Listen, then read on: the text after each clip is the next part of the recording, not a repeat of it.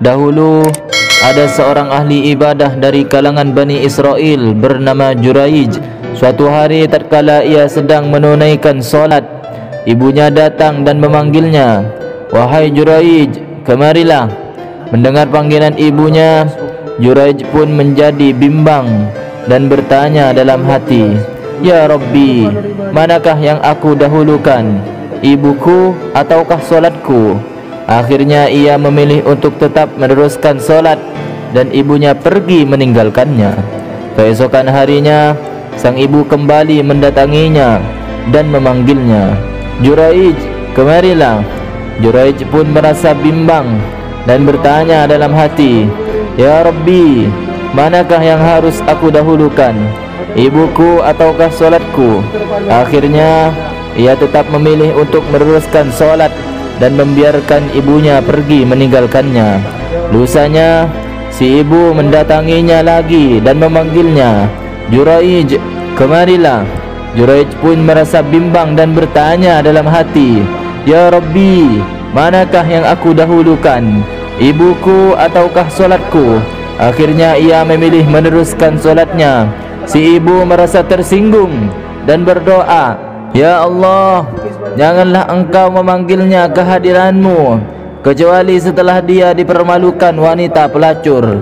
Suatu ketika ada seorang wanita pelacur berparas cantik berkata kepada orang-orang Bani Israel, "Jika kalian mengizinkan, aku bisa menjatuhkan nama baiknya. Aku akan menguji keimanannya." Kemudian wanita pelacur itu pergi ke tempat Juraij. Ia mencoba merayunya dengan segala cara, namun Juraij tidak terpengaruh sedikit pun oleh rayuannya.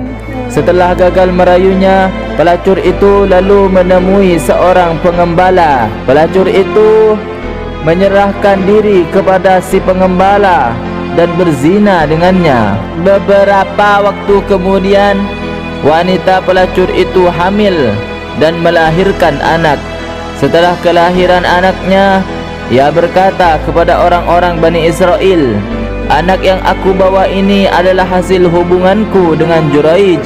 Mendengar ucapannya, orang-orang Bani Israel kemudian menggerebek Juraij dan menyeretnya turun dari tempat peribadahannya.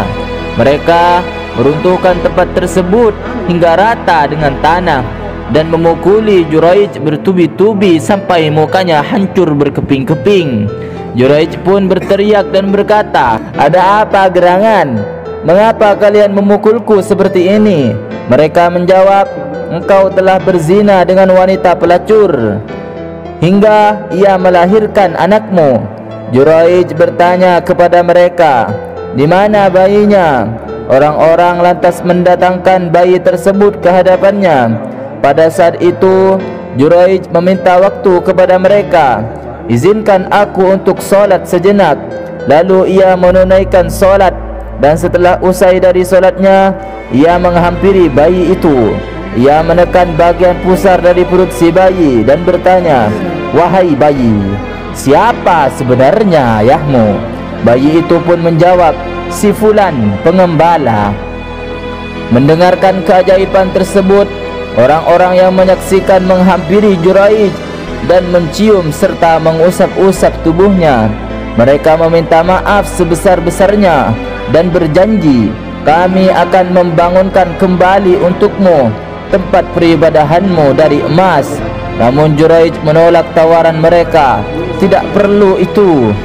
Dirikanlah tempat peribadahanku ini dengan tanah sebagaimana semula." Kemudian mereka pun membangun kembali tempat itu sesuai keinginannya. Wahai orang-orang yang beriman, apakah kalian semua tidak berkaca kepada Juraij